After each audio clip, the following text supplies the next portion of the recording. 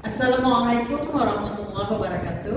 Waalaikumsalam warahmatullahi wabarakatuh. Alhamdulillahirabbil alamin wassalatu wassalamu ala asrofil anbiya'i wal mursalin wa ala alihi wa ashabihi ajmain. Amin. Pertama sekali mari kita mengucapkan puji dan syukur kehadirat Allah Subhanahu wa taala karena dengan limpahan rahmat dan hidayahnya kita pagi hari ini dapat berkumpul di ruangan IPA SMA Negeri 1 Besitang dalam acara diseminasi budaya positif yang nantinya akan disampaikan oleh CGP kita Angkatan 9. Selawat beriringan salam kehadirat junjungan kita Nabi besar Muhammad Sallallahu Alaihi Wasallam. Mudah-mudahan nanti di yaumil akhir kelak kita akan mendapatkan syafaat beliau. Amin amin ya rabbal alamin. Yang kami hormati Ibu Wakil Kepala Sekolah Bidang Kurikulum Ibu Lailan Harimiliah SPD, dan yang kami banggakan Bapak dan Ibu Guru SMA Negeri 1 Besitang yang pada kesempatan ini hadir di dalam kegiatan diseminasi budaya positif, dan yang kami banggakan Ibu CGP kita yang luar biasa Ibu Dini Febriani SPD Home. Baiklah, Bapak dan Ibu sekalian, tidak memperpanjang waktu, kita masuk saja acara berikutnya, yaitu kata sambutan yang akan disampaikan oleh Ibu Lailan Haria SPD. Kepada Ibu Lailan kami persilakan.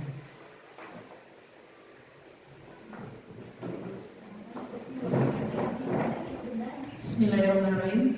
Assalamualaikum warahmatullahi wabarakatuh.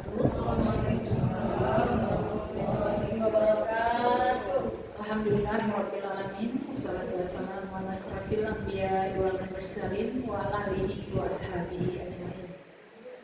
Puji syukur kita ucapkan kehadirat Allah Subhanahu wa taala, Tuhan yang Maha Esa, karena berkat rahmat dan karunia-Nya pada pagi hari ini kita berkumpul di ruangan lab IPA SMA Negeri 1 Besitang dalam rangka kegiatan diseminasi kegiatan budaya positif di sekolah yang diselenggarakan oleh CGP Angkatan 9 Kabupaten Langkat yang ada di SMA Negeri 1 Besitang.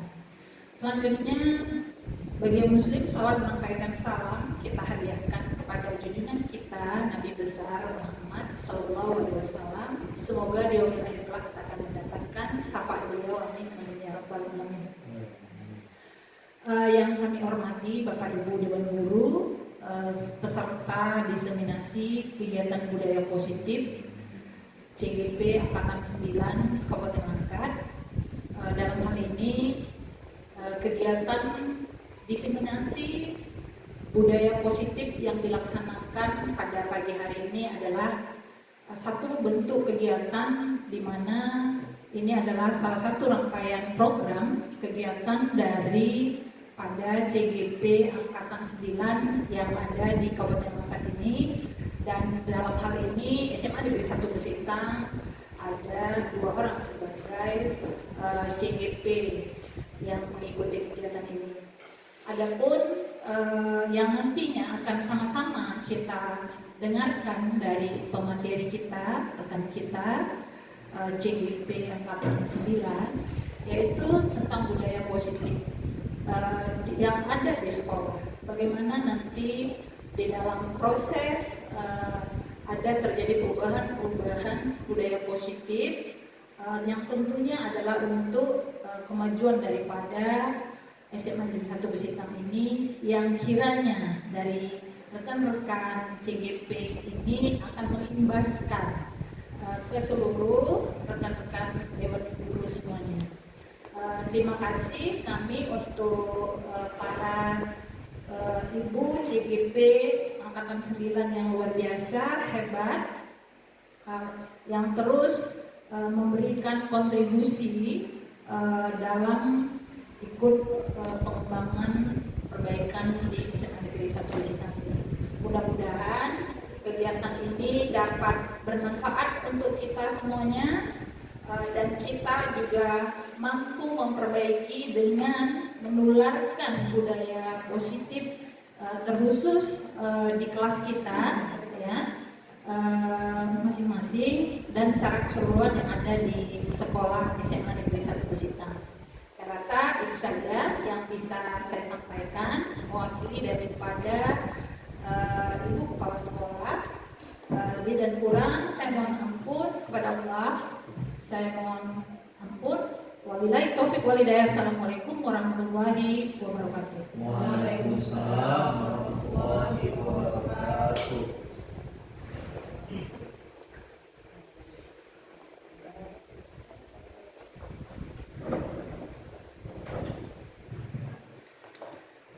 Terima kasih untuk kepada Ibu Wakil Kepala Sekolah, Ibu Lailan Haira SPD. Baiklah Bapak dan Ibu sekalian, kita akan memasuki penjelasan tentang budaya positif yang insya Allah akan kita praktekkan gitu ya, yang akan kita buat di sekolah kita sebagaimana tadi harapan dan arahan dari Wakasek kurikulum kita, bahwa apa yang akan disampaikan pada hari ini besar harapan kita bersama untuk menjadi budaya yang akan kita laksanakan di sekolah kita. Untuk memulainya adalah baiknya terlebih dahulu kita memohon keridhaan dari Allah Subhanahu wa Ta'ala. Semoga apa yang menjadi harapan kita menjadi sesuatu yang nyata di SMA Negeri 1 Besitang. Mari kita berdoa. Dalam doa kali ini akan dipimpin oleh Bapak Purna Irwan. Kepada Bapak Purna kami persilakan.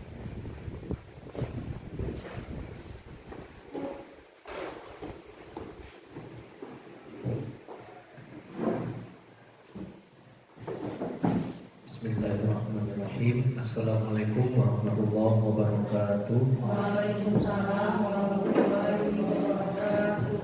Untuk mengambil keberkahan dari acara destinasi pada pagi hari ini, marilah kita berdoa kepada Allah semoga kegiatan yang kita laksanakan pada pagi hari ini senantiasa mendapatkan barokah dan rahmat dari Allah Subhanahu wa Ta'ala dari mulai awal hingga akhir nanti. A'udzubillahi minasyaitonirrajim. Bismillahirrahmanirrahim. Alhamdulillahirabbil alamin. Wassalatu wassalamu ala asrofil anbiya'i wal mursalin wa ala alihi wa ashabihi ajmain. Allahumma shalli ala sayyidina Muhammad wa ala ali sayyidina Muhammad. Allahumma fir lana dzunubana wa liwalidayna warhamhuma kama rabbayana shaghira wa li jami'il muslimina wal muslimat wal mu'minina wal mu'minat al-ahya'i minhum wal amwat. Allahumma la sahla illa ma ja'altahu sahla wa anta taj'alul hazna idza syi'ta sahla. Allahumma inna a'udzubika minal hammi wal hazan wa a'udzubika minal ajzi wal kasal wa a'udzubika minal jubni wal bukhli wa a'udzubika min ghalabati daini wa qahrir rijal.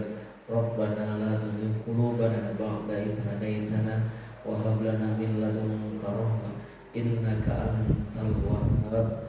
Rabbana atina min ladunka rahmah wa hayyi lana min amrina rasyada. Rabbana atina fid dunya hasanah wa fil akhirati hasanah wa qina adzabannar. Wa sallallahu ala sayyidina Muhammadin wa ala alihi wa ashabihi ajmain.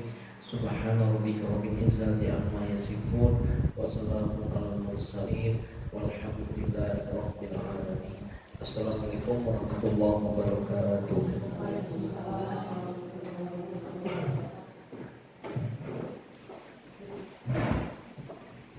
Baik, terima kasih kepada Bapak Purna. Selanjutnya penyampaian tentang budaya positif yang akan disampaikan oleh Ibu Dini Febriani SPD Info kepada Ibu kami bersama. Assalamualaikum warahmatullahi wabarakatuh. Waalaikumsalam warahmatullahi wabarakatuh. Ya, apa kabar Bapak Ibu hari ini? Baik, alhamdulillah. Ya, oke, alhamdulillah ya Bapak Ibu sehat hari ini.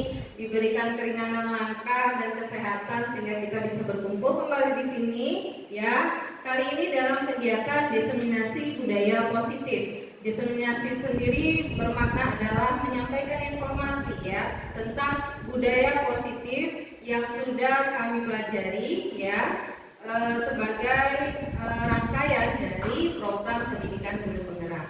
Nah, sebelum kita memulai nih budaya positif kali ini, bolehlah saya minta Bapak Ibu berdiri dulu sebentar biar kita relax ya. Ya, kita mau ice break dulu. Kalau boleh yang laki-laki, yang bapak-bapak sama yang bapak-bapak gitu, yang ibu-ibu sama yang ibu-ibu boleh membentuk barisan panjang ya, berbaris ya. Nah, untuk konsentrasi ini kita ya, ice break kita melatih konsentrasi. Boleh Ibu Tina masuk ke barisan ya.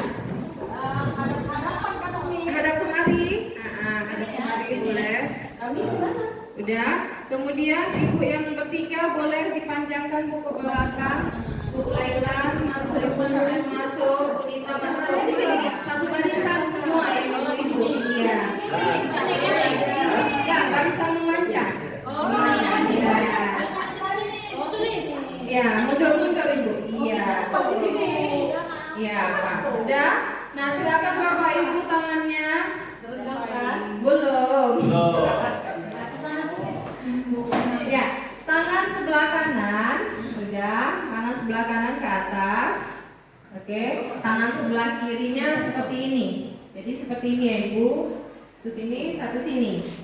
Oke, karena tidak bersambung ya, pasti ada yang nggak kedapatan ini nanti. Ya, begitu saya mengucapkan kata bunga, ya, silakan Kak Bapak Ibu.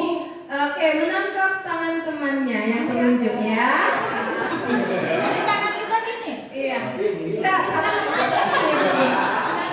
Seperti ini. Kalau ini kita harus memberi dengan ini atau boleh kayak gini? Boleh ditarik dong. Berarti Kita menghindar ya, Bu? usahakan jangan kita ditangkap. Iya. Kita juga mengusahakan menangkap tangan Iya. temannya. Oke. Bisa ya, kata kuncinya adalah bunga. Dengarkan cerita dari saya. Kalau bunga, Begitu saya sama konsentrasi, siap konsentrasi. Bisa Bapak Ibu? Bisa. Oke, kita mulai ya. Konsentrasi. Siap konsentrasi. Baik, silakan tangannya Bapak Ibu. Dengarkan ceritanya. Pada suatu hari, ya, pada suatu hari di saat yang indah, di sore hari, saya berjalan di sebuah taman bunga.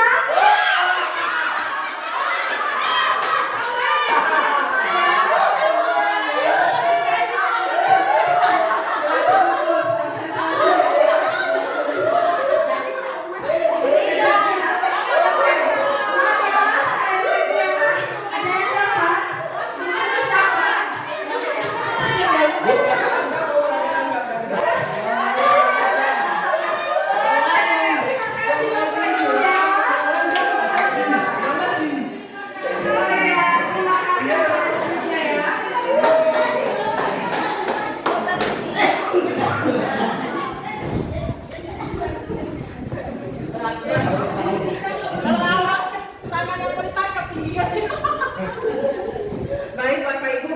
Nah, dari esprit tadi bolehlah dikasih refleksinya apa sih yang bisa kita dapatkan? Ibu Ais dulu, silakan. Silakan Ibu Ais. Apa yang bisa kita dapatkan dari esprit tadi? Refleksinya? Iya. Gak apa-apa, berdiri aja Bu. Iya. Berdiri ya Bu. Yang saya dapat dari refleksi yang barusan kita lakukan itu melatih kefokusan kita dalam sesuatu dan melatih kejelian kita. Oke, terima kasih untuk Ibu Ais. Lanjut ya. Oke ya. Mudah-mudahan semua Bapak Ibu dapat mengikuti kegiatan ini nanti sampai akhir ya. Terima kasih. Oke, lanjut kita next untuk Bu Yati. Budaya positif. Iya, perubahan paradigma belajar. Nah, ini saya ambil dari Ki Hajar Dewantara ya, menyatakan bahwasanya kita ini ibarat sebagai petani ya, petani petani. Dan siswi atau siswa-siswi atau murid kita ini adalah ibarat padi ya. Bagaimana dikatakan di situ adalah petani menanam padi misalnya ya. Kita hanya bisa menuntun tumbuhnya padi ya. Kita hanya dapat memperbaiki kondisi tanah ya, memelihara tanaman, memberi pupuk, air, membasmi ulat-ulat atau jamur yang mengganggu hidupnya padi. Ya, tapi kita tidak bisa maksudnya terlalu banyak ya untuk ikut campur. Kita hanya menuntunnya agar dia benar-benar terjaga. Nah, itulah filosofi dari kita sebagai pendidik menurut Ki Hajar Dewantara. Boleh next?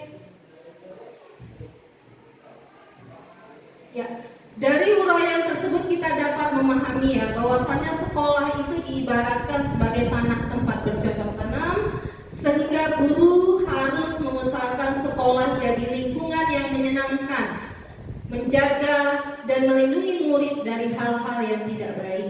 Ya, dengan demikian karakter murid tumbuh dengan baik. Sebagai contoh, murid yang tadinya malas menjadi semangat, bukan kebalikannya. Murid akan mampu menerima dan menyerap suatu pembelajaran bila lingkungan di sekelilingnya terasa aman dan nyaman. Boleh next?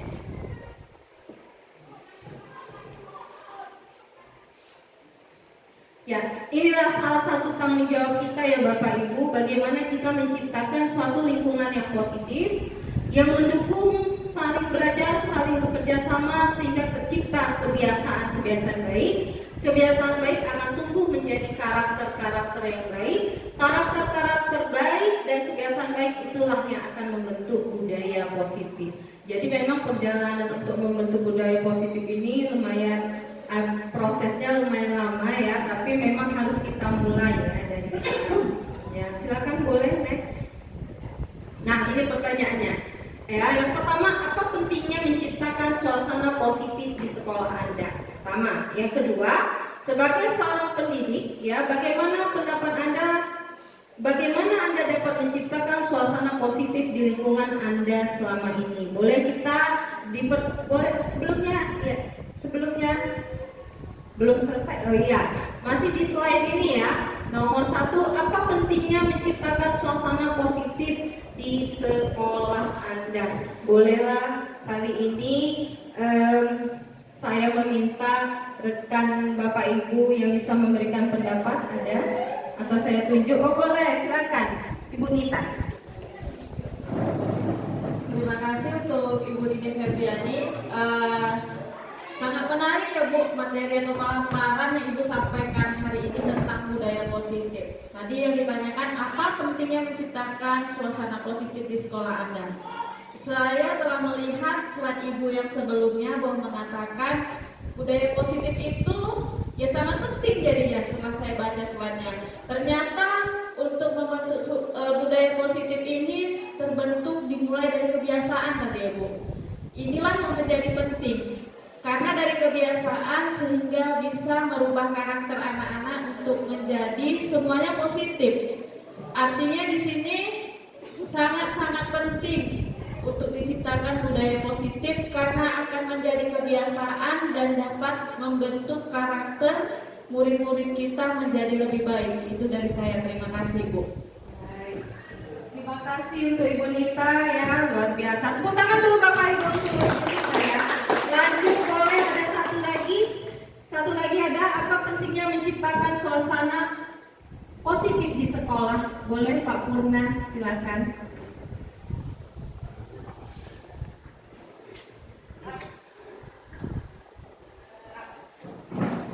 Terima kasih atas waktu yang diberikan.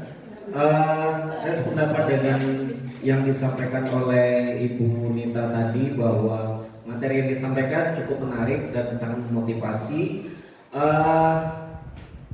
Tadi ditanyakan apa pentingnya menciptakan suasana positif di sekolah yang tempat kita bertugas tadi, sebagian sudah disampaikan oleh Bu Nita dalam menciptakan karakter siswa supaya jadi lebih baik. Nah, dari saya Menurut saya pentingnya menciptakan suasana positif di sekolah tempat kita tugas, salah satunya adalah memudahkan kita dalam mentransfer ilmu dari kita ke peserta didik, sehingga dengan mudahnya mentransfer materi pelajaran ke siswa, diharapkan dengan suasana positif itu sendiri tidak menjadikan siswa menjadi jenuh seperti itu. Jadi itu yang pertama. Kemudian yang kedua, tidak menjadikan mata pelajaran itu seperti momok bagi siswa ataupun peserta didik itu sendiri, sehingga memudahkan mereka dalam menerima dan memotivasi siswa dalam pembelajaran berikutnya. Terima kasih. Baik, terima kasih untuk Pak Purna. Oke, kita lanjut yang kedua, pertanyaan kedua ya. Bagaimana kita bisa menciptakan suasana positif di lingkungan kita? Boleh satu orang, silakan. Siapa? Boleh? Ibu Hani.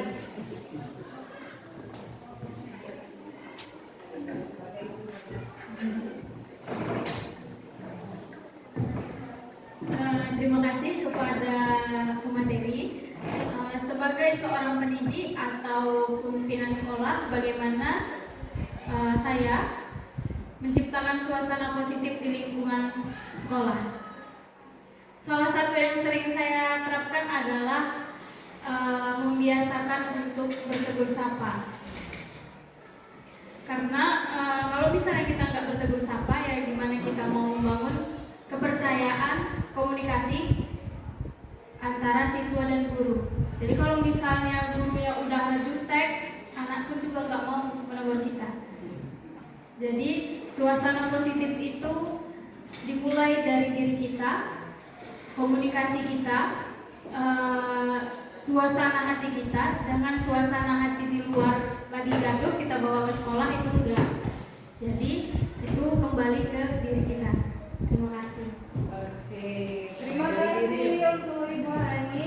Iya ya, itu namanya berarti kalau kita bisa membedakan atau tidak membawa ya suasana di rumah itu ke lingkungan sekolah, berarti kita udah bersikap profesional ya. Artinya apapun misalnya di dalam diri kita ada masalah atau misalnya hal yang tidak diinginkan, kita tetap bersikap profesional di sekolah, kita tampilkan dan kita ciptakan suasana positif ini. Selain dengan bertegur sapa, bolehlah kita berarti meningkatkan kehadiran kita ya, kehadiran kita di kelas. Memang yang saya rasakan ketika kita hadir seutuhnya di kelas bersama anak-anak, dan anak-anak juga merasakan kehadiran kita seutuhnya. Ada fisik yang ketika di sekolah atau di kelas dia hadir, tapi fisiknya hanya sekedar fisik, jiwa dan pikirannya tidak di situ. Jadi ya anak-anak juga tidak akan merasakan keutuhan kehadiran kita ya. Kehadiran, kemudian saling bertegur sapa, kemudian penerapan metode pembelajaran dan media pembelajaran yang bervariasi, termasuk hal untuk menciptakan suasana positif di lingkungan kita, termasuk cara kita bertutur ya, bersikap, dan bagaimana kita berkomunikasi dengan murid.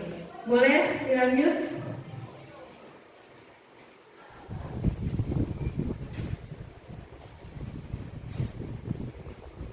Ya, kita masuk ke dalam disiplin positif ya. Kalau ada kata disiplin, apa yang terbayang di benak Bapak Ibu? Kira-kira? Iya? Iya. Kalau di sini dikatakan kata disiplin dihubungkan dengan kata tertib, ya, teratur, patuh, ya. Kalau disiplin itu sering dihubungkan dengan hukuman. Jadi kalau nggak disiplin dihukum gitu ya. Kemudian disiplin positif itu sebenarnya tidak harus dengan memberi hukuman ya. Justru itu adalah salah satu alternatif terakhir dan kalau perlu tidak digunakan sama sekali.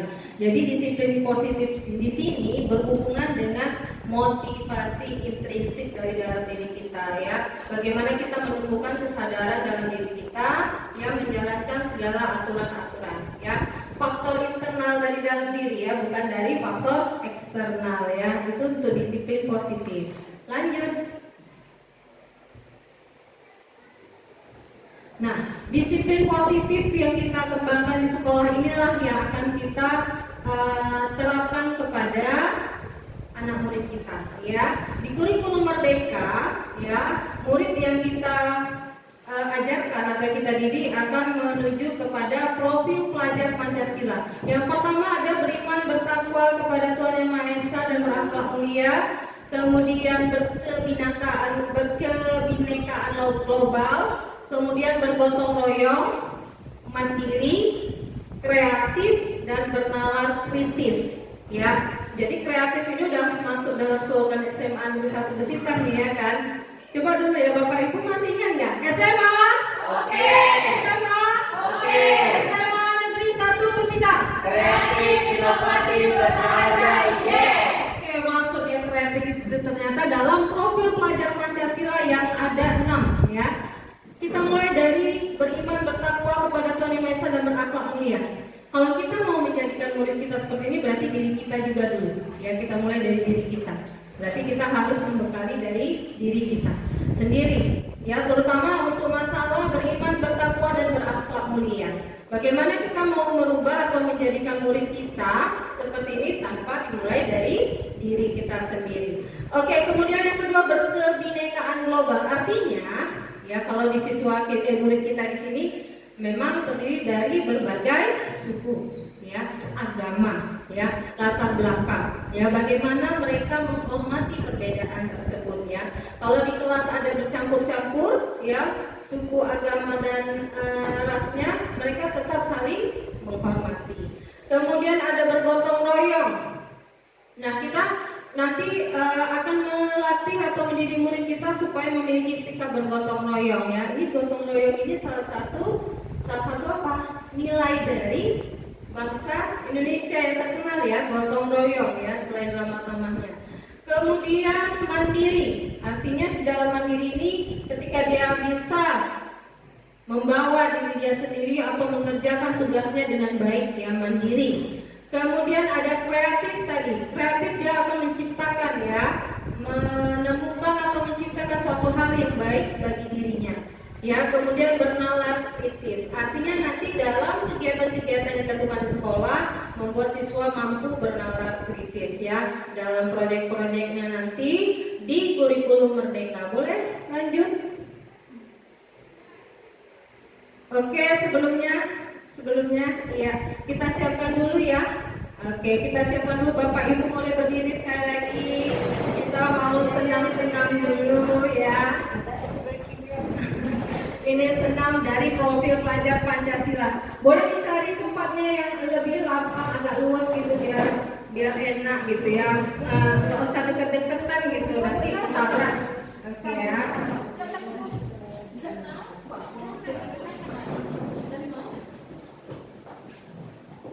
Iya. Bisa kita mulai Bapak Ibu?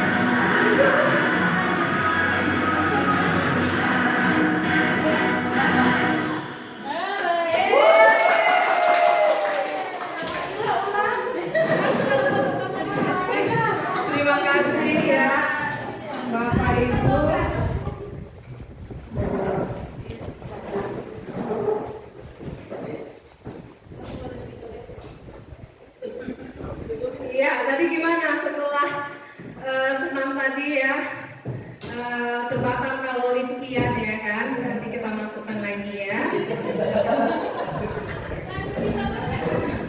Oke ya. Alhamdulillah ya. Jadi dari senam pelajar profil Pancasila itu Bapak Ibu itu ada makna filosofisnya ya. Bagaimana kita menjadikan murid-murid kita seutuhnya ya dengan bernilai-nilai Pancasila. Bapak Ibu yakin nggak nanti di tahun 2045 biar diprediksi generasi emas ya, diperkirakan gitu ya. Jadi apa yang kita tanam sekarang akan kita tuai nanti ya. Kira-kira Bapak Ibu di 2045 berada di posisi mana itu ya? 2045. Iya ya. Kita tidak tahu, yang penting kita sudah menyiapkan dari sekarang ya Bapak Ibu, generasi ya, generasi ke depan. Iya, karena pandemi yang berlangsung selama 2 tahun ini justru membuat apa ya? Iya, ya pensiun ya, ada Mem Sophie. Ya. Oke, nah yang sekarang kita hadapi apa Bapak Ibu? Ya, murid kita ya mau tidak mau kita harus mengakui ya pandemi yang telah berlangsung 2 tahun yang lalu itu dampaknya bukan main-main, sampai sekarang masih sangat bisa kita rasakan ya. Bukan hanya kita, termasuk juga murid kita.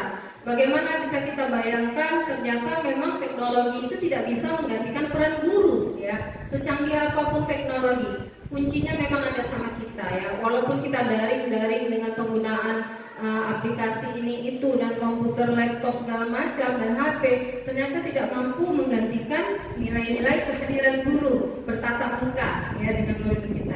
Nah sekarang yang kita hadapi adalah mereka yang sudah kena nih ya, kena efek dari pandemi yang 2 tahun itu. Di kurikulum Merdeka inilah kita berusaha kembali untuk merubah dan membangun kembali nilai-nilai positif pada diri murid-murid kita. Kita masuk ke dalam, setelah tadi ada budaya positif, disiplin positif, kemudian yang membentuk profil pelajar Pancasila, kita masuk kemari. Kenapa sih kita melakukan itu semua? Ayo, ada 3 motivasi perilaku manusia. Yang satu, kenapa kita mau melakukan sesuatu? Yang pertama, untuk menghindari ketidaknyamanan atau hukuman. Ya, misalnya kalau di kita ini kita hadir supaya nanti tidak tercatat absen. Oke, yang kedua, untuk mendapatkan imbalan penghargaan dari orang lain. Ya, kita datang biar kita bisa dipuji atau dianggap oh ini berdedikasi nih, sepertinya. Boleh, itu motivasi perilaku kita. Nah, yang ketiga inilah yang lumayan harus kita proses ya. Bagaimana kita melakukan sesuatu itu untuk menjadi orang yang menghargai diri kita sendiri ya, bukan mereka inginkan ya. Menghargai diri kita sendiri dengan nilai-nilai yang mereka di sini maksudnya kita ya, nilai-nilai yang kita yakini. Untuk menjadi orang yang kita inginkan dan menghargai diri sendiri dengan nilai-nilai yang kita yakini. Boleh slide berikutnya. Nah, kita masuk kemari ya, hukuman, konsekuensi dan restitusi ya. Kalau saya katakan ini sebenarnya merupakan salah satu hal juga yang sering ya dihadapi, misalnya nih guru BK ya, pelayanan ya untuk bimbingan konseling ya. Makanya saya menghadirkan ya guru BK di sini sebagai salah satu tambahan ya informasi pada Bapak Ibu juga sekalian. Hukuman, konsekuensi dan restitusi ya. Nah, di dalam motivasi yang tadi kita sampaikan ya, bagaimana kita berperilaku, motivasi apa yang membuat kita melakukan sesuatu. Yang pertama apa Pak Guntur tadi, Pak Guntur? Iya, yang pertama kenapa kita mau melakukan sesuatu? Kenapa kita mau hadir di sini gitu? Untuk menghindari hukuman atau menghindari ketidaknyamanan ya kan. Nanti kalau saya nggak hadir, saya tanya Pak Guntur kok nggak datang gitu ya.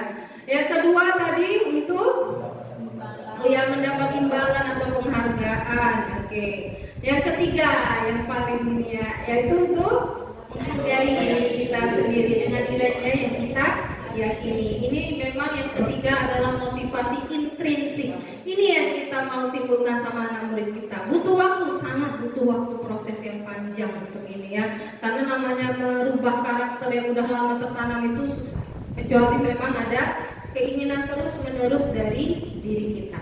Oke, kita masuk kemari. Apa hubungannya dengan hukuman, konsekuensi, dan restitusi. Nah, hukuman ini dia bersifat tidak terencana atau tiba-tiba. Anak dan murid tidak tahu apa yang akan terjadi dan tidak dilibatkan. Hukuman bersifat satu arah. Ya, dari pihak guru memberikan dan murid hanya menerima suatu hukuman tanpa melalui kesepakatan pengarahan dari pihak guru, baik sebelum atau sesudahnya. Hukuman yang diberikan bisa berupa fisik atau maupun psikis. Murid dan anak disakiti oleh suatu perbuatan atau kata-kata, ya. Oke, sadar atau tidak sadar, kadang kita melakukan ini ya Bapak Ibu ya, dulu-dulunya ya. Dan sadar atau tidak sadar mungkin ada hati murid-murid kita yang tersinggung gitu dengan kata dan perbuatan dari kita ya. Ternyata ya Bapak Ibu, setelah mereka tamat nanti 5 atau 10 tahun yang akan datang, mereka tidak akan ingat materi yang kita berikan, tapi mereka akan ingat bagaimana kita memperlakukan mereka. Itu yang Bapak Ibu harus kita sikapi ya. Oke, lanjut. Nah, kalau konsekuensi bagaimana? Disiplin dalam bentuk konsekuensi ini dia sudah terencana dan sudah disepakati. Ya, pada konsekuensi ini murid tetap dibuat tidak nyaman dalam jangka waktu pendek. Kemudian konsekuensi ini biasanya dapat diukur. Misal, contohnya setelah 3 kali tugas tidak diselesaikan pada batas waktu yang diberikan, atau misalnya murid ngobrol, maka murid akan kehilangan waktu bermain dan menyelesaikan tugas karena ketertinggalannya. Itu konsekuensi ya. Boleh dilanjut? Oke, restitusi ini yang terakhir ya. Dari hukuman, konsekuensi, restitusi. Restitusi adalah proses menciptakan kondisi bagi murid untuk memperbaiki kesalahan mereka sehingga mereka bisa kembali pada kelompok mereka dengan karakter yang lebih kuat ya. Jadi oke, boleh lanjut. Nah, ini contohnya Bapak Ibu. Ini termasuk hukuman atau konsekuensi. Nomor 1, berdiri di depan kelas dengan mengangkat satu kaki karena tidak bisa menjawab pertanyaan. Iya, hukuman ya. Yang kedua, berjemur di lapangan basket pada pukul 12 karena mengobrol jam pelajaran. Iya. Yang ketiga, kehilangan 10 menit jam istirahat untuk mengerjakan tugas karena terlambat datang dan tertinggal pelajaran selama 10 menit. Konsekuensi. Iya, konsekuensi. 4, lari mengelilingi lapangan basket 2 kali karena terlambat 10 menit untuk pelajaran PJOK. Konsekuensi. Berarti sudah disepakati awalnya ya. Berarti memang kita ketika ingin memberikan sesuatu apapun kepada murid harus ada kesepakatan di awal ya, tidak tiba-tiba hukuman ya, seperti itu. Boleh dilanjut? Oke, melalui pendekatan restitusi, murid berbuat salah, guru akan menanggapi dengan mengajak murid berefleksi ya. Dia pendekatan restitusi ini tidak hanya menguntungkan korban, tetapi juga menguntungkan orang yang telah berbuat salah. Ya, jadi restitusi ini sesuai dengan prinsip teori kontrol dari William Glasser. Solusi menang-menang. Oke, lanjut. Oke, contoh restitusi yang pertama. Kamu ingin menjadi orang seperti apa? Ini memang kadang-kadang sepertinya kelihatan mustahil diterapkan atau terlalu teoritis ya. Tapi mengapa tidak kita mulai dari sekarang ya? Kemudian contohnya saja, kamu akan terlihat, terdengar, terasa seperti apa kalau kamu sudah menjadi orang yang seperti itu ya. Arti kita menuntun murid itu ya, berefleksi ketika dia berbuat salah, tidak langsung kita hukum seperti itu ya. Itulah nanti membentuk ke dimensi pelajar profil Pancasila. Profil pelajar Pancasila. Oke, kita lanjut. Bagaimana kamu mau diperlakukan ketika kamu berbuat salah? Oke. Bapak Ibu, kalau misalnya ini kita tanyakan kepada anak, kira-kira anak jawabnya gimana? Ya nggak tahu ya. Mau disayang ya, dia bilang ya nggak tahu lah Bu, saat ibu lah. Karena memang selama ini yang mereka dapatkan ya, kalau salah dihukum. Tidak ada alternatif bagaimana mereka bisa mengubah diri mereka sendiri. Jadi ketika kita mau memulai ini ya memang kita akan jumpai jawaban-jawaban seperti itu ya. Oke, lanjut. Kalau tidak, lalu apa yang kamu percaya? Oke. Nilai yang diajarkan keluarga kamu tentang ini, apakah kamu memegang nilai ini? Ya. Oke, lanjut. Ya. Setelah tadi hukuman, konsekuensi, restitusi, kita masuk ke dalam keyakinan kelas.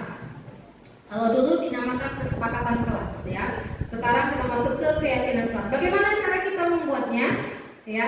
Jadi kita mau menerapkan konsekuensi atau restitusi, kita harus bentuk dulu keyakinan kelasnya. Ya. Yang pertama ya, cara-caranya Bapak Ibu boleh mempersilakan murid yang mengeluarkan pendapat tentang peraturan yang disepakati. Satu. Yang kedua, memasukkan masukan-masukan dari murid itu, kemudian ditulis di kertas ukuran poster dan dengan judulnya pembentukan keyakinan kelas.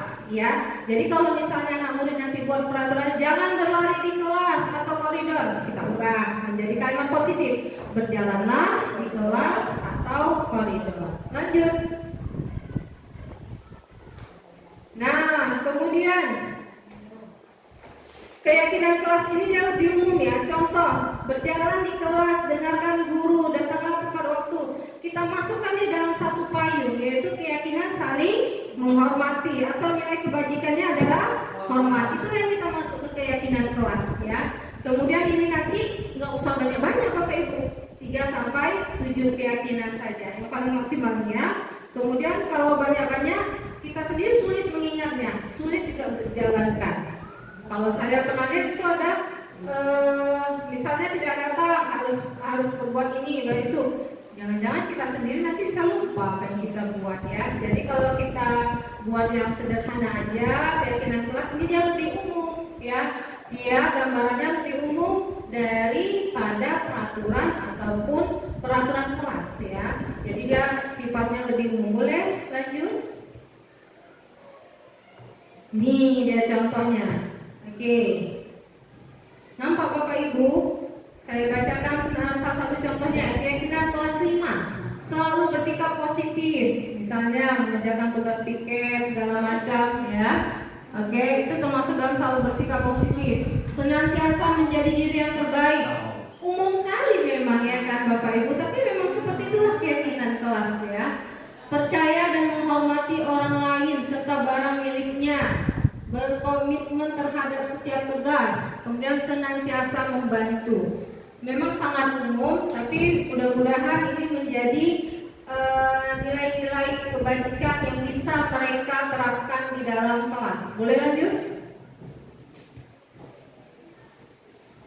Ya, kita masuk kebutuhan dasar manusia. Contoh, Ibu Ambar, guru wali kelas 2A di SD Pelita Hati, sedang bingung menghadapi ulas salah satu murid di kelasnya, Doni. Beberapa anak di kelas 2 telah datang kepada dan mengeluhkan Doni sekali meminta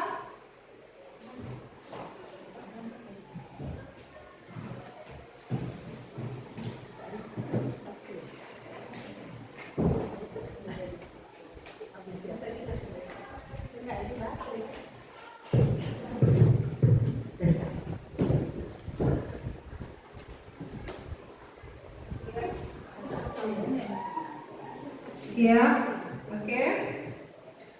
Nah, Doni ini sering meminta bekal makan siang nih dengan paksa.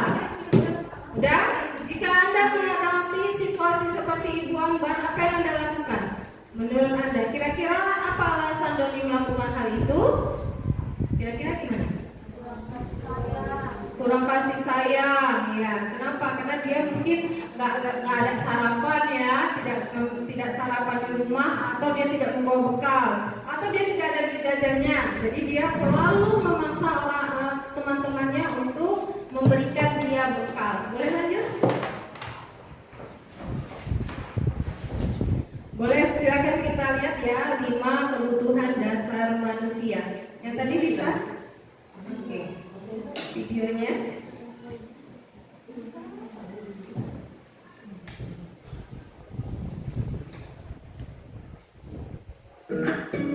Ya, kita saksikan berikutnya Bapak Ibu. 5 kebutuhan dasar manusia. dan bahagia Ibu dan Bapak guru hebat.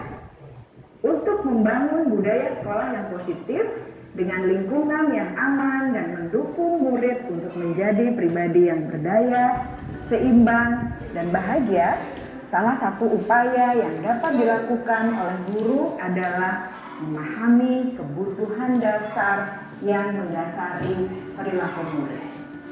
Pada video kali ini, kita akan membahas tentang 5 kebutuhan dasar manusia.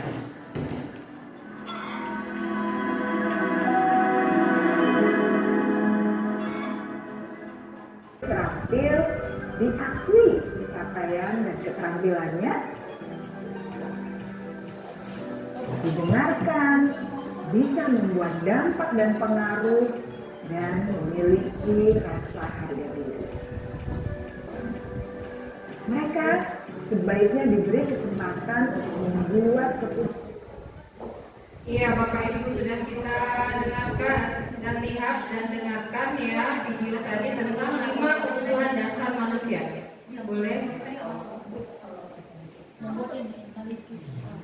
Ya, yang pertama kebutuhan bertahan hidup ya, termasuk makan gitu. Makan, minum, ya kan? Kebutuhan akan rumah, ya, segala macam. Itu termasuk untuk bertahan hidup. Makanya dia diletakkan di peringkat nomor 1 ya, kebutuhan bertahan hidup. Jadi kita tidak bisa menafikan ada makanan lapar, jadi kita nggak berfungsi semuanya ya. Yang pertama adalah kebutuhan bertahan hidup. Yang kedua, kasih sayang dan rasa diterima ya. Jadi kalau anak-anak yang anak murid kita yang tidak merasa diterima di kelompoknya, dia akan menyendiri walaupun dalam hatinya tuh pingin gitu sama-sama ya. Kasih sayang dan rasa diterima, ada lingkaran-lingkaran gitu di dalam kelas ya. Kalau mereka namakan vertical process sendiri, kita pun juga ada lingkarannya. Jadi memang semua manusia itu memiliki kebutuhan dasar ya, bertahan hidup, kasih sayang dan rasa diterima. Dan 3, kebutuhan pengakuan atas kemampuan ya. Jadi kita tuh diakui ya, diakui dengan kemampuan kita, itu termasuk dalam kebutuhan dasar manusia. Yang keempat adalah kebebasan, kebutuhan akan pilihan. Berarti murid-murid itu diberikan kebebasan ya dalam memilih. Makanya di dalam pembelajaran kita menerapkan diferensiasi. Iya. Jadi diferensiasi itu ada 3 ya Bapak Ibu ya. Berarti diferensiasi, konten, kemudian proses, kemudian produk ya. Jadi nanti murid akan memiliki kebebasan atau kebutuhan pilihan. Dan terakhir adalah kebutuhan untuk merasa senang. Makanya kita menerapkan pembelajaran atau metode-metode yang menyenangkan, yang melibatkan murid itu merasa senang gitu ya di dalam kelas. Boleh slide berikutnya? Oke. Nah, 5 posisi kontrol guru. Nah, ini yang pertama, penghukum ya. Yang kedua, membuat merasa bersalah. Yang ketiga, teman. 4, pemantau. 5, manajer. Boleh kita lihat di videonya, silakan. Oke, boleh kita saksikan bersama-sama ya, Bapak Ibu. Boleh dipercepat ya. Salam bahagia Ibu dan Bapak guru hebat. Dalam penerapan disiplin positif restitusi, salah satu program yang dikembangkan adalah 5 posisi kontrol. 5 posisi kontrol dalam restitusi adalah proses perjalanan seorang pendidik agar dapat mengenali dirinya. Pada video kali ini, kita akan membahas tentang 5 posisi kontrol yang dikembangkan oleh Diane Dawson dan contoh penerapannya.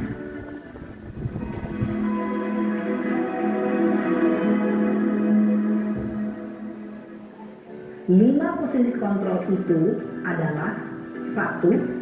Posisi penghukum, 2. Posisi pembuat merasa bersalah, 3. Posisi teman, 4. Posisi pemantau atau monitor, dan 5. Posisi manajer. Untuk lebih memahami kelima posisi tersebut, mari kita saksikan kasus Naren yang terlambat hadir 20 menit di sekolah. dan melihat bagaimana kelima posisi kontrol dalam menghadapi masalah tersebut.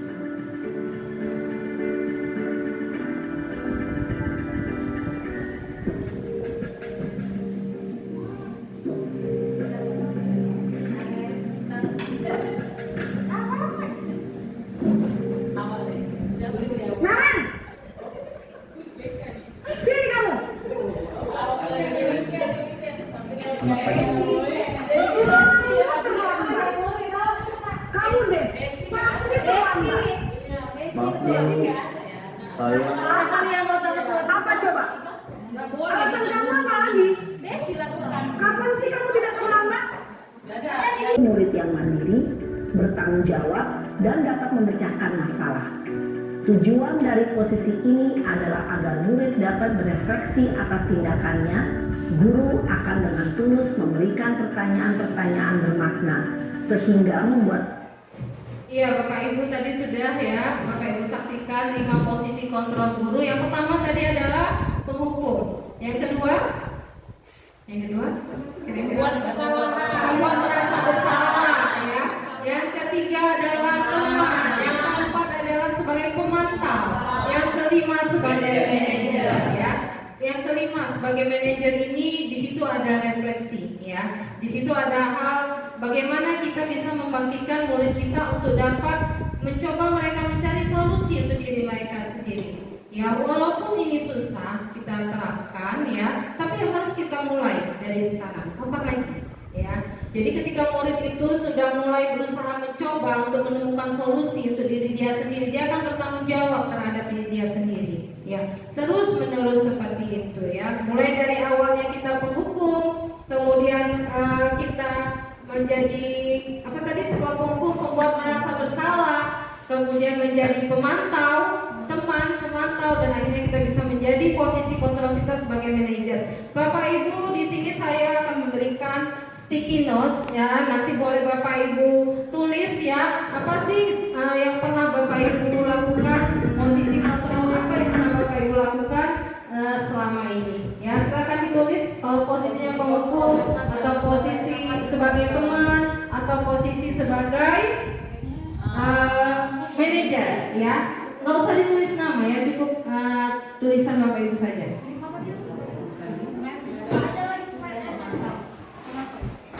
Dibuka aja slide-nya. Iya, yang tadi.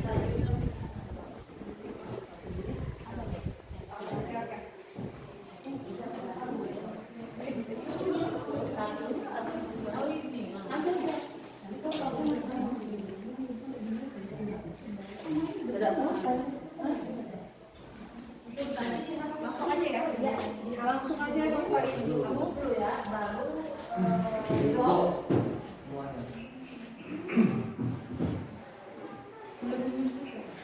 Udah selesai jadi Pak belumnya ada tadi Mister ya. Mau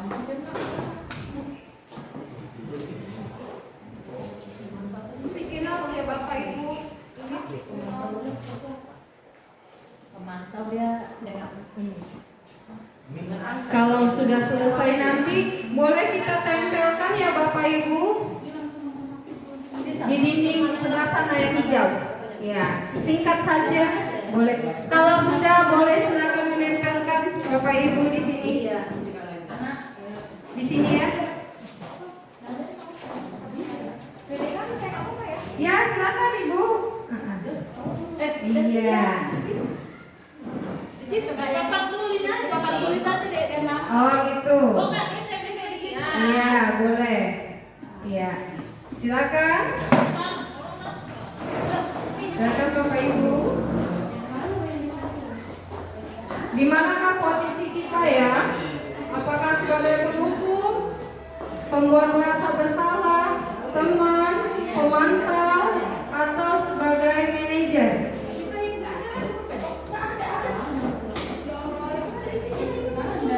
Ya, silakan Bapak Ibu, posisi mana yang paling sering kita lakukan terhadap murid-murid kita?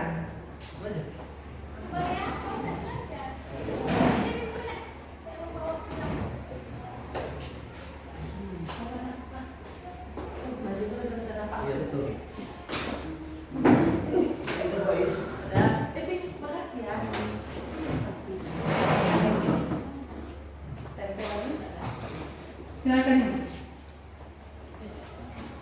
Cepat semuanya ya. Oke.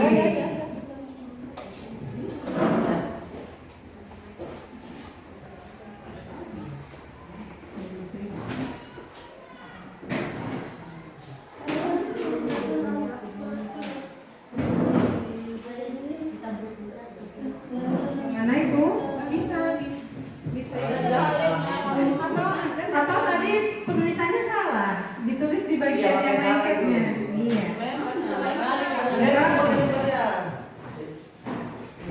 Apa ya? Tempelkan lagi Pak Guntur ya. Gini Bu. Gini ya, gini. Gitu ya. Dibalikkan itu. Kita lipat yang lengkapnya. Kita lipat. Iya, apa? Ini namanya sticky notes. Bapak Ibu bisa kita aplikasikan juga di kelas ya, biar anak-anak bisa menampilkan dan ada gerak mereka ke depan. Mereka senang nih kalau disuruh ke depan nih, nggak ada geraknya ya. Oke. Selain menggunakan aplikasi, kalau aplikasi papan tulis digital seperti Padlet atau Jamboard, kita bisa menggunakan sticky notes juga seperti ini ya, Bapak Ibu. Silakan, oke, sudah. Boleh ya saya bacakan. Saya sebagai posisi manajer, oke, sudah bagus sekali ya. Teman, masuk sebagai posisi teman. Kemudian yang pernah saya lakukan, teman, manajer, oke, bagus. Kemudian yang saya lakukan, teman. Karena memang siswa kita dengan kita selisihnya memang tidak jauh ya umurnya. Anggap aja seperti itu ya. Oke ya. Anggap aja seperti itu ya. Siswa-siswi SMA. Oke. 17 tahun. Iya. Lanjut kita ada sebagai pemantau, manajer sebagai teman. Kemudian yang ini sebagai teman, pembuat merasa bersalah. Oke. Tepuk tangan dulu dong untuk Bapak Ibu kita. Iya. Tidak ada yang sebagai penghukum ya. Alhamdulillah ya, mudah-mudahan ini terus bisa kita evaluasi menjadi lebih baik dengan posisi sebagai manajer. Oke, kita masuk ke segitiga restitusi. Nah, ini seringkali dihadapi juga oleh terutama guru BK juga nih ya. Walaupun kita juga akan menyelesaikan ini di kelas kita masing-masing. Ketika anak berbuat salah, kita bisa melaksanakan restitusi. Restitusi yang tadi adalah bagaimana kita bisa memandu anak itu supaya dia berefleksi dengan apa yang sudah dilakukannya. Kemudian tahapannya ada 3, segitiga restitusi ini. Yang pertama, menstabilkan identitas. Baik, di menstabilkan identitas ini kita bisa menggunakan kata seperti ini. Kita bisa menyelesaikan ini. Bapak Ibu tidak tertarik mencari siapa yang salah, tapi Ibu ingin mencari solusi dari permasalahan ini. Ya, kita stabilkan dulu identitas si anak yang bermasalah ini. Lanjut. Artinya kita tidak menyudutkan dia, ya. Yang kedua adalah kita validasi tindakannya yang salah. Kita tanya alasannya. Kenapa kamu bisa berbuat seperti itu? Ya, oke. Ibu tahu kamu pasti melindungi sesuatu yang penting atau membuat itu berdasarkan keyakinan kamu. Jadi kenapa kamu melakukannya? Itu termasuk ke dalam validasi tindakan yang salah. Lanjut. Oke. Nah, ini yang terakhir, keyakinan. Apa nilai-nilai yang sudah kita sepakati? Kita tanya sama si anak ya kan. Apa nilai-nilai kebajikan yang sudah kita sepakati? Apa yang kamu langgar dari hal tersebut? Ya, kamu mau jadi orang seperti apa dengan melakukan itu? Jadi memang banyak dialog-dialog yang membuat anak itu berefleksi dengan apa yang telah dilakukannya. Kalau memang dari awal kita pernah melakukan itu tapi anak tidak mampu merefleksi dirinya, bisa jadi karena memang selama ini dia tidak pernah diajak untuk berefleksi. Maka mari kita mulai dari sekarang untuk membiasakan ini ketika kita berhadapan dengan anak-anak yang bermasalah. Segitiga restitusi ini kita terapkan kepada mereka. Silakan. Lanjut.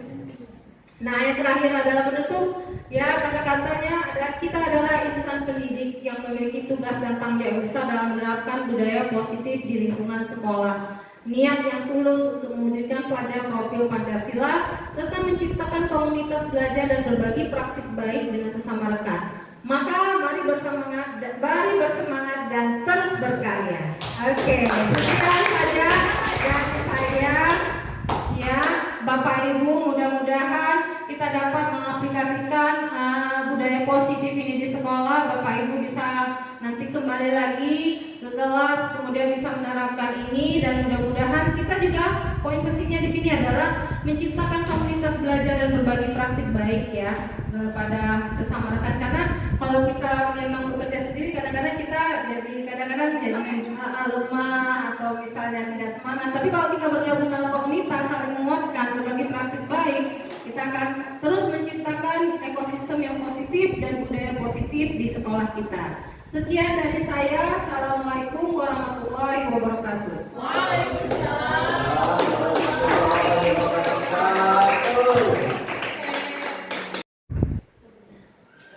Baik, terima kasih. Mari rekan-rekan kita beri aplaus dulu yang luar biasa untuk Ibu Gerda yang telah memaparkan desiminasi budaya positif yang insya Allah semangat kita kan Bapak Ibu untuk kita terapkan kita. Oke, alhamdulillah. Mudah-mudahan dengan semangat kita bersama sekolah kita ini menjadi sekolah yang lebih baik lagi ke depan dengan menerapkan lingkungan belajar yang menyenangkan dan berpihak kepada murid. Semoga dengan kerjasama kita bersama, kolaborasi kita yang kita bangun bersama menjadi tim, semuanya menjadi lebih mudah. Amin, amin ya robbal alamin.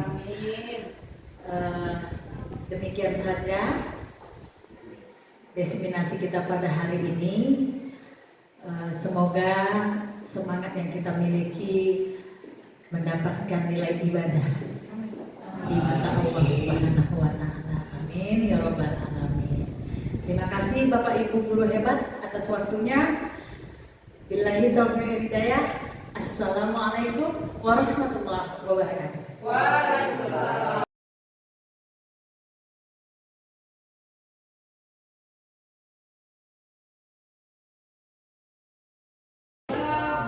Dari peraturan kelas menjadi kesepakatan kelas menjadi keyakinan kelas. Silakan beri kesempatan yang sudah selesai boleh tempelkan di depan ya.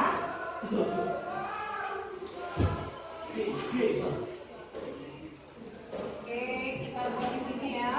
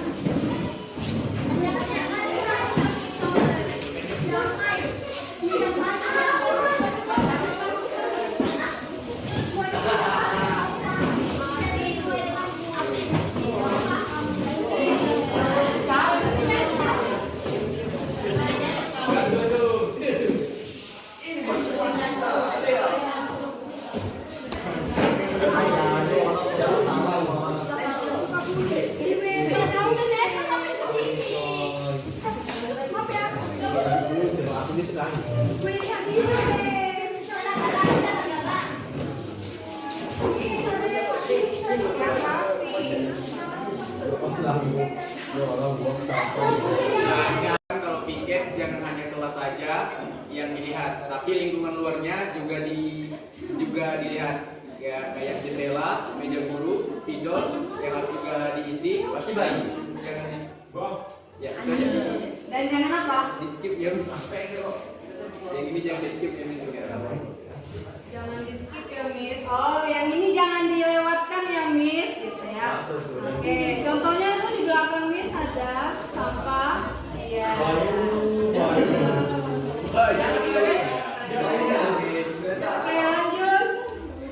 Tidak ada pembulian di dalam kelas. Tidak ada pembulian, berarti sama dengan menghormati ya.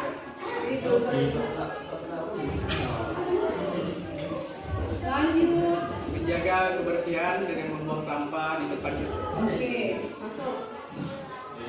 Saling mengingatkan, mendukung, dan membantu antar teman, dan menjaga kebersihan kelas.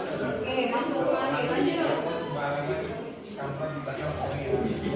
Buang sampah di tempatnya, jangan di mejamu.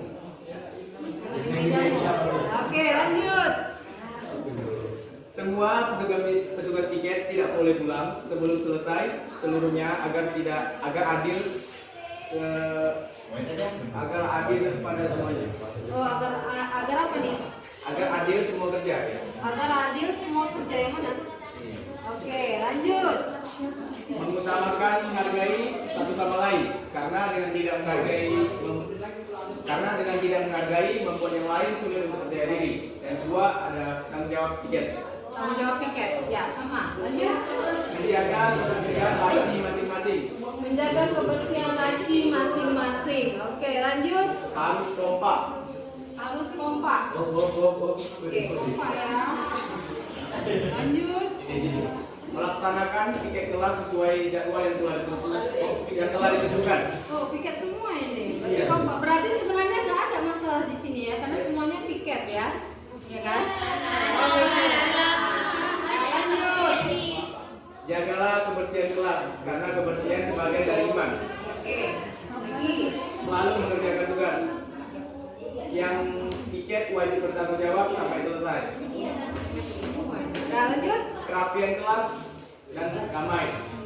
Jangan suka membuli. Menjaga kebersihan tempat duduk dan kerapian pakaian. Oke, masuk. Kok sama semua nih, nggak cocok-cocokan kan kalian? Nggak. Oh, piket number 1. Oke, lanjut. Saling menghargai sesama teman dan tidak membeda-bedakan, terutama dalam tiga kelompok. P.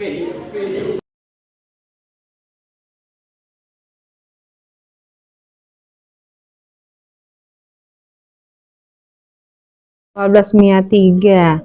Ya, Miss sebagai wali kelas kamu ingin menanyakan nih, kamu terlibat ada laporan ya, bertengkar dengan adik kelas ya. Kenapa nak? Bagaimana kejadiannya? Bisa diceritakan? Bisa Miss, karena adik kelas pertama ngejek-ngejek gitu, saya ejek balik. Kamu ejek balik ya. Kamu tahu itu sebuah kesalahan? Tahu Miss. Oke. Kenapa kamu melakukan hal tersebut?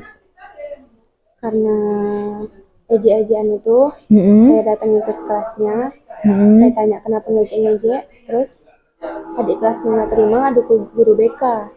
Begitu. Kamu ada melakukan ejekan juga terhadap adik kelasnya? Oh, ada juga. Maka dia melapor ke guru BK. Oke. Kemudian siapa yang memulai duluan, nak?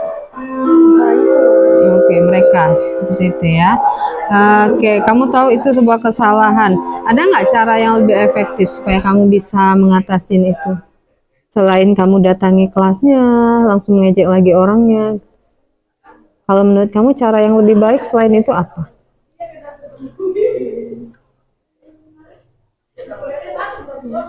Cara yang lebih baik, atau bisa kamu konsultasi sama Miss sebagai wali kelasnya, Miss saya diejek Miss gitu. Ya kan? Seharusnya kamu bisa melakukan itu gitu sebelum kamu menyerang lagi mereka ya. Kemudian sesuai dengan keyakinan yang kamu yakini bahwasanya mengejek itu salah, mengejek itu tidak baik ya. Jadi kamu yakin kalau mengejek itu salah, tidak baik, dan kamu yakin itu salah, berarti kamu punya langkah supaya hal itu tidak terjadi lagi gitu. Kira-kira apa? Kalau orang tua ngejek, diam aja gitu. Diam aja, nggak usah dibalas. Kemudian langkah selanjutnya, kalau tidak usah dibalas, ada lagi langkah selanjutnya yang lebih efektif. Menyampaikan. Kalau kamu sudah tidak tahan lagi, kamu rasa itu sudah di ambang batas kamu gitu, kesabaran kamu, terus kamu menyampaikan ke wali kelas. Oh, menyampaikan ke wali kelas ya, Kamis ya, seperti itu. Nah, jadi nanti di lain waktu kamu bisa ya menempatkan diri kamu itu supaya lebih terkontrol ya, menjaga emosi agar kondisi pun stabil ya. Oke, berarti untuk selanjutnya gimana? Tidak, kamu mau mengulangi lagi atau tidak? Enggak, oke. Kamu tidak akan mengulangi. Oke, terima kasih ya Deswita.